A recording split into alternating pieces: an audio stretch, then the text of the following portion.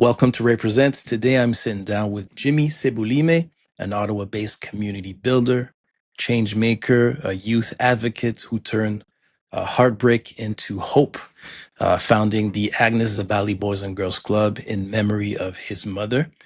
It's a registered Canadian charity that provides children and youth with safe, inclusive, and supportive environment focused on education, on health and youth development, and sustainable community building. Jimmy, how are you doing? Doing well. Thanks for having me. I really appreciate being here. The honor is all mine, my brother. Listen, let's can you take us back to that life-changing incident that shaped so much of who you are today? Yeah, well, I can't say one particular instance because I have many, but it all starts off being born in rural Africa and being guided by my grandmother, my auntie, Sarah, and my mother from a distance. Those three ladies had impacted my life so much that it is because of them that I'm still standing here. They give me extra strength to continue doing what I do. But in the midst of all that, with their guidance and love, there's many situations that changed my life, including traveling to Canada at the age of 12 and not knowing where you're going, not knowing you're on the plane, not knowing if it's moving.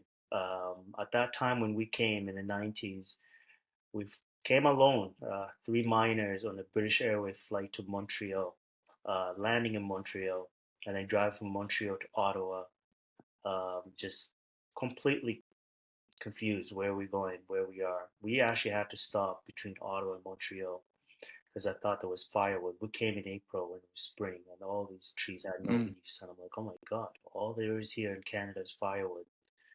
And my mother was in the car with us. She's like, no, it's not firewood, it's live trees. And we have to stop and break it. And I know what a live tree is. But there is many. Before we even came to Canada, we were in the Civil War in 1986. And Mm. there's a lot of horrors from there looking at the sky and just wondering, what is that sound? Where is the world going to? That changed my life coming here. But a few moments in the 90s that really changed my life was the release of Nelson Mandela when he came out of prison, and then watching with my mother. My mother always watched those documentaries. She sat us down. We watched Nelson Mandela being sworn in as the first president of South Africa in 1994. And we couldn't stop watching. And I saw him put up his fist, and I was like, wow. And everybody was cheering. And you look at that, that had an impact on my life.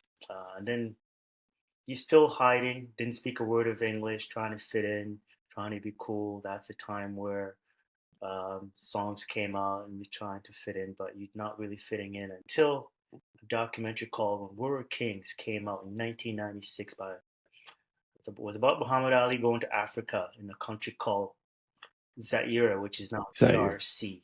And Muhammad Ali, who was an American, just said the king is going home, and he embraced the African people. And my love for my Africa came right back because I was from there. I was in touch with my grandmother and my aunt, and so that changed my life. Those two incidences, and my mother always reminding us, we gotta go back home.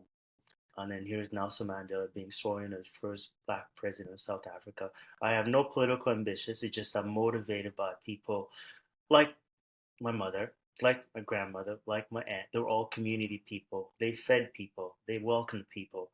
And then you have Nelson Mandela who was fight for people, fighting a good cause. Then you have Muhammad Ali. The greatest of all time doesn't even do Muhammad Ali justice. What was he the greatest of? Boxing or just uplifting people? And so when I finished watching the documentary, I walked around telling everybody I was African. So I guess that's what changed. Uh, you know, that still motivates me to this day. 2025, I'm still talking Nelson Mandela, Muhammad Ali, my mother, my aunt, my grandmother. They're not here, but they're in my heart, in my head. They're still present Yeah, in their spirit. Wow. Thanks for sharing that story. cool. So you come from in the 1990s, you come from Uganda Yes, to sir. here, Montreal, and then Ottawa. You speak about, obviously the loss, and then fast forward, you founding the Agnes Sabali Boys and Girls Club. Mm-hmm. in your mother's memory. Mhm. Can you tell me, Jimmy, how that moment became the starting point for healing and building hope in Uganda? Yeah, well, my mother and I were already doing some work in the community, taking Hmm. doctors with an organization called Canada Africa Community Health Alliance. We're doing healthcare in our home Hmm. village. And my mother came and she was a chef on the mission, so she was logistic and volunteer. And we're doing some work, helping some kids go to school. My mother built a community center, put a little basketball court. So when she passes on in 2012 after a traumatic car accident that put me in a coma and eliminated her life, I just woke up saying Agnes Zabali Boys and Girls Club because when we came in 1990s, she registered as the Boys and Girls Club here in Ottawa, and she was working 3 jobs. She had no time for after school programs, and the Boys and Girls Club welcomed us. And when we had the accident, I'm like, well, it just came Boys and Girls Club, and that's what it is. And the Boys and Girls Club, it's just the right thing to do. I had a choice after the accident in 2012 to stay in my basement with a brain injury and cry why me, or wake up and fight and keep up the fight like my mother did, like all the people I listed before did. And it gives me hope, gives me purpose. More than anything, it's a safe place for kids to play. And me and you won't be here 100 years from now, but there'll be a community center. There'll be 2 basketball courts, and there will be another Muhammad Ali. There will be another Nelson Mandela in Africa someday. I really, really believe that. So that's why I must continue. So the drive was always there, even before that tragic Yeah, no, it incident. was there. It just had different names, but when the tragic did happen, we named it Agnes by Boys and Girls Club. And my Hmm. mother, we were friends, we were the same person. I was a young man. She still wanted to control me, but every day I was with her. It's no accident I was with her on that fateful day. It's not by accident. I mean, it was all we were always together. Um, One of my favorite moments with my mother, I always listen to a song, "Dear Mama" by Tupac.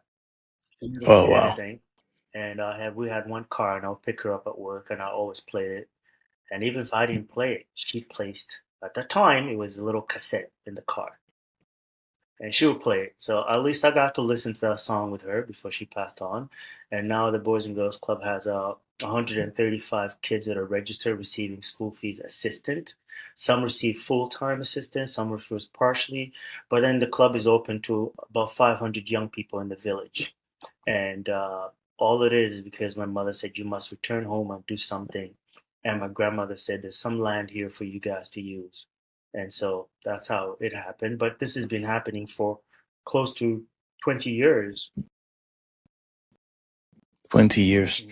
So you mentioned about the importance for you and your mother as well, returning home. Mhm. Tell me, what's tell me about the realities of what it's taught you, between Kamengo and Ottawa, about responsibility, community, Mhm. and identity. It's taught me a lot. What guides me today in Ottawa and why I think my life is so much easier. And by the way, I'm very grateful to be here where I am. What we dealt with back in Kamengo growing up as young people, it's survival. It's figuring out resilience. It's determination. But there's a community there. There's the African community is extraordinary. Despite all the things that were happening, the horrors of HIV in the late 80s and 90s in Uganda, it was real. We were burying somebody every single day. But that was a community, and whenever you had a death, there was people coming by to help you out. And then you come to Ottawa, you pretty much are a bit lonely. There's a sense of community here. To this very day, I say hi to my neighbors. Sometimes they don't want anything to do with me. But when I return to my village, people say hi to each other. What is an African village? What has preserved this extraordinary continent is the community. It's the people. It's the resilience. It's the hard work. It's the determination to carry on. It's being there for each other. And good enough, though, being in Ottawa, it's a good thing because the city of Ottawa and Canada is changing. Well, what you're doing, Ray, with inclusiveness and just giving you this platform to speak. we're allowed to be who we are here in Canada. And I think that's very, very important. That's part of my work. The Boys and Girls Club does not only work in Uganda, it does some work here in Orleans as well. I have an open gym on Sunday for kids just to be together. It's more than sports. Of course, we're using sports to bring kids, but before we play, we talk. We talk about life. Tell me what people can do actually to reach out to your organization if they want to help out or volunteer or Oh, please just go well, on what's my the best way? website, www.azbgc.ca. And on there, there's an email called info@azbgc.ca. You just send an email and you get, there's so many ways to get involved. You could volunteer at an event here in Canada, in Orleans, in Ottawa, in Toronto, Montreal, all over that area. You could also Mhm. come to Uganda with me. We have a compound facility. We have many young people that have graduated that would love to welcome you. And you could volunteer, whether you're a coach, a computer expert, a teacher, a librarian, a healthcare worker, an engineer, a coach. I love coaches. If you could coach kids' sports and you could get along, because within sports, I'm a huge advocate for sports in terms of what doors it could open. I welcome all those people. It's easy to reach me. Yeah. So tell me, you just spoken about sports, the importance of sports. I know you played basketball at a high level here in Canada, Mhm. Brandon University, if I'm not mistaken, and Algonquin College as well. Tell me what sports has given to you, in terms of discipline, Yeah. teamwork, Oh, and mindset that shaped, the way you're giving back today. How are the two worlds colliding? they collide so beautifully. I mean, when we came, we didn't speak English, me and my two brothers, and we went to a Boys and Girls Club. But we could run and jump, and within that 6 months, we learned how to, communicate, right? So number one is just communication, but then lifetime friends. To this day, the people that actually support my Boys and Girls Club are people I play sports with. In Hmm. sports, it's just the character is developed. Sports owes you nothing, but it could open so many doors. And I always say basketball is life. You look at the one of the best basketball players of all time, the best shooter, Steph Curry. He can't say I can't cross half, and he's entitled. But if he says I'm not crossing half, I just want to stay here and shoot, he's not going to be playing. But isn't that life? Even the best of them have to apply themselves to walk in the door. Lessons learned in the basketball court continue to guide me through this very day. I learned early through sports that no one owes you anything and no one's supposed to like you. You're supposed to earn it. And that's life as well. Respect is earned, they always say that. And Hmm. me being a smaller player, I had to fight. I had to fight and determination. And isn't that life? As I fundraise, being questioned by my very own people, but then by the other side of the people, who am I to be running a charity where I come from very humble beginnings? So people question that. And then I have my very own people who don't believe that me and you could do something good for others. So I have to go through all that, but it's the sports that guides me, the determination that I got this. When I was young, I was not the most talented player. I had to sacrifice a lot, but I had a heart and to play defense, and that kept me on the court. Hmm. And with that, you have to make adjustments. How do you stay in the game? Because you wanted to compete. So you figure out how to stay in the game. I'm going to play defense. I'm going to get the ball. I'm going to pass to the best player. But within that, you develop leadership. You develop communication. Now the leader is coming to you. What do we do here? Because maybe he is not as talented as I was on defense. And he needed me. Then he's realizing that we all need each other. And that is what sports teaches, that we all I need love each that. other. Yeah. Uh, We all need each If other. you look around, I mean, the doctors need a plumber. The doctors need someone to build a house. The doctors need the garbage truck driver. They need a mechanic.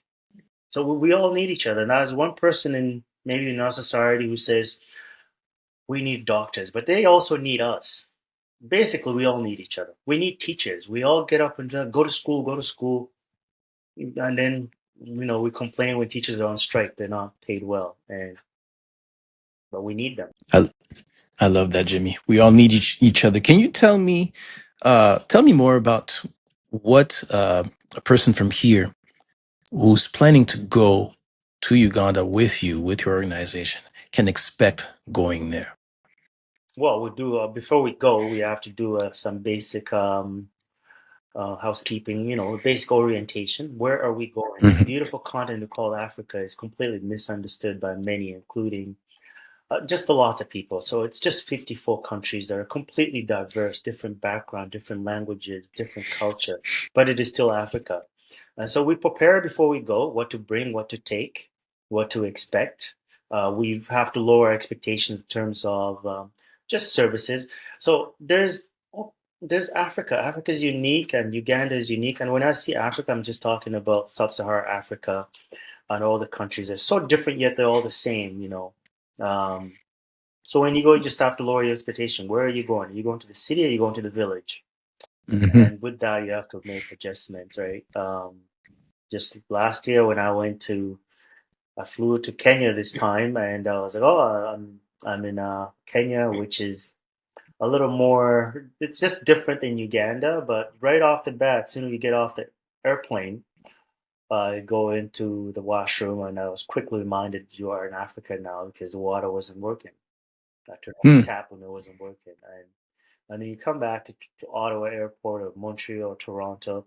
I've never walked in where the water wasn't working in the bathroom. But what could the people expect? You could expect an extraordinary welcoming, whether you deserve it or not. If you go to rural Africa, you'd be welcomed by the villagers. And that itself is powerful and uplifting and something I love to experience. But every time I go, and I'm from Uganda and it's my home, but every time you get off the plane and breathe the African air, you just feel like you're at home. You feel like you belong. It does something to you internally that you have to feel it to know what I'm talking about. But it's extraordinary. Yeah. You expected the food. But above everything, it's the people and the talent and the resilience and the determination and the hardship and the horrors. But then it's all overcome with the most powerful smiles that you ever see anywhere in the world. Love it. Jimmy, tell me about the NGO aspect. I know, when big NGOs move into our countries, Yeah. Uganda, Haiti, etc., they come with big resources, visibility, etc. But, you're building impact from the ground up. What do you see the big difference between large organizations and community driven efforts like yours? Yeah, mine is a very small NGO. It's a Mhm. people NGO. It's for the people. And I think big organizations sometimes tend to leave the people they're supposed to be serving behind by, putting ridiculous paperwork in front of them that they can't even read. So it excludes them. A lot of big NGOs, especially in Africa, that I know of, many of the leadership teams are actually not Africans, and they're not, and they're from here, and the amount of money spent to pay salaries, it's a lot. They always said if HIV ended in Africa, a lot of people would be out of jobs. Mm, It's true. I believe it's true. But my organization, NGO, it's very, very small. It's grassroots. It's just ordinary people. I'm for the people. I'm not knocking on anybody. I think any organization doing some work to uplift others is a good thing, but you have to do it right. You have to cut down some costs. There's ridiculous amounts of vehicles that are the amount of money spent on luxurious vehicles for NGOs. That's something I don't get. Amount of salaries paid to some of the NGOs top leadership I don't get. Um, yeah, and the locals are just you need them. They're the reason we're there, but we're given crumbs, in my yeah. opinion. This is just all my opinions. Um, I don't have all the answers. Maybe I am wrong in my thinking, but you asked me the question. Um, I do think that any NGO doing some work for people is a good thing because too often we don't do anything about situations. So somebody comes up with a good idea to open an NGO to help people. That's a good thing. And if you have 100 employees, maybe 50 will benefit. and 50 will benefit more than the other ones, but it's a good thing to open an NGO. You just gotta be careful. So what I will say to each person: do your work, do your homework, like you did. You read about my NGO, you presented it very, very well, you introduced me very, very well. Just read, be real, watch things. Truth, you can't hide the truth from the people for too long. It always comes Mhm. back. So do your Wow, research in each NGO, and then go where your heart tells you. Often your heart will guide you in the right place.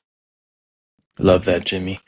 Um, Speaking about all that, being in the right place, you've seen with programs, obviously through your work that you're doing, can change and uplift and change lives. Mhm. What story from Kamengo that still moves you or reminds you why you do the work that you do? It's the young people that are still in my life, the message they send, the message of as if I've done something so extraordinary, but really I've done nothing, just fight for them. What moves me is the 93 young people that have graduated from our Boys and Girls Club. Sadly, many of them don't have jobs, but they could read and write. What moves me is the 36 plus young people who have developed a talent and gotten a scholarship to lead the village. That motivates me.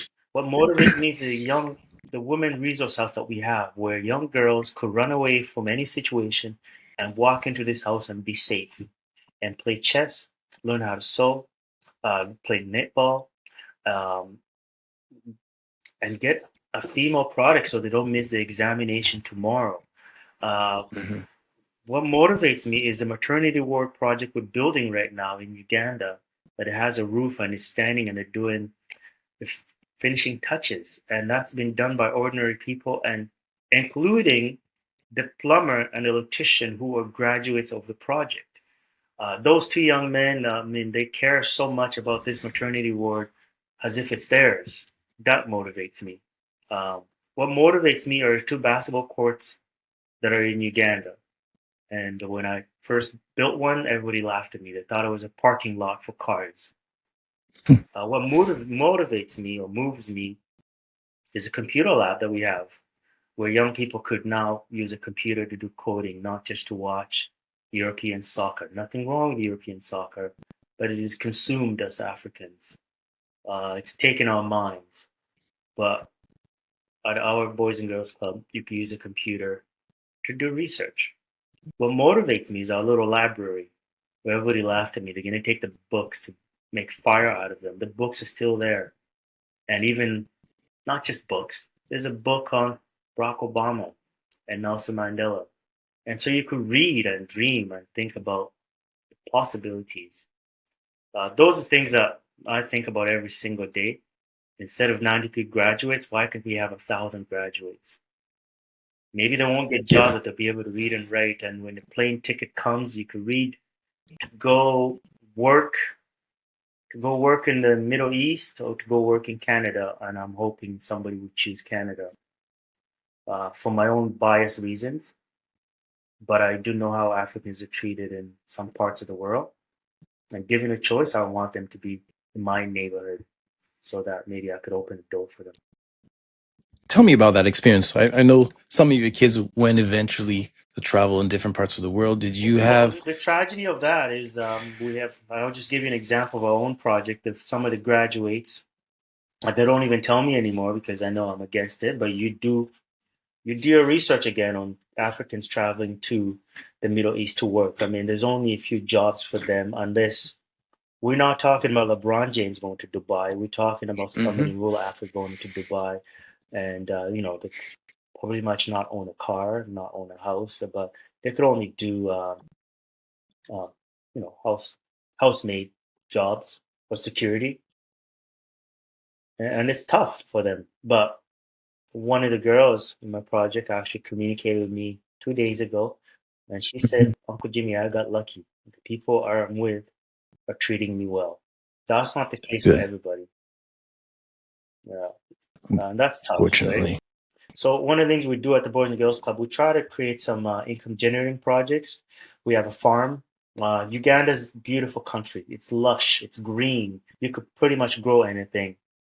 But these iPhones and Facebook and most Ugandans or people in my project think Canada is like Hollywood. It is not. I said just stay here. At least you have food. But who am I to say? Oh, but you went, Uncle Jimmy. Say I got lucky and I came, but stay here because it's not always easy on this end. You know that very, very well, right? Mm-hmm. It's not easy to come Mm-hmm. here, yeah, and adjust and catch up. Now it's hard to get a house. Housing is an issue. Jobs are an issue. But I do know you could come to Canada and get a job at Tim Hortons. I don't know if you can do that in many parts of the world where you an African could go there and get a job like a Tim Hortons, even a place like China. But when China comes to Africa, we take out the red carpet. Yeah. No. Just do your research again. Maybe I'm just talking. I shouldn't be talking about all that, but you ask. No, I mean you're speaking from experience. You've had kids who travel in different parts of the world, and it's not sweet everywhere, It is not and sweet that's just everywhere. the It is not it's sweet. It's just a never been reality. sweet for especially people from Haiti and Uganda and our history. It's never been sweet, but we could make it sweet. And my way of trying to make it a little better is this little Boys and Girls Club. And people Love like it. you make it sweet by inviting me to this program. No, like I was telling you, we need to uplift each other, and every time someone does something really great in the community, it's up to each other to uplift each other. Hmm. Jimmy, I'd like to ask you one last question. Hmm. Um, we live in the world that glorifies success. What does real impact mean to you, and how do you measure it when no one's watching? Well, we all measure success differently. Hmm. For me, it's about changing even a few lives. It's about being real and honest with yourself and your abilities. I think I'm very honest with myself and my abilities. I Hmm. certainly don't have all the answers, but if I can offer guidance and hope for a vulnerable young person anywhere in the world, that to me is success and a lasting impact to impact young people in a way that they could learn how to read, develop a talent, and move on with their lives with a discipline, commitment, determination, and remembering where they come from. That is to me success. It's measured differently, but my success is not about me. I'm very comfortable with myself. I know my shortcomings. We all have them. Stay in my lane. While staying in my lane, I like to open another lane for someone else to pass by. I truly, truly mean that. For any human being that I would like to pass by me, I'm okay with that. That is success. Because when they do Love well, that. when you do well, Ray, I do well. That's right. Yeah.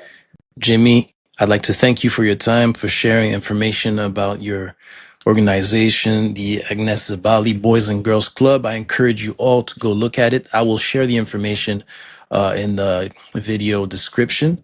And I like to leave my conversation with this: as we learn today and we lead tomorrow. So thanks again for your time. Thank you.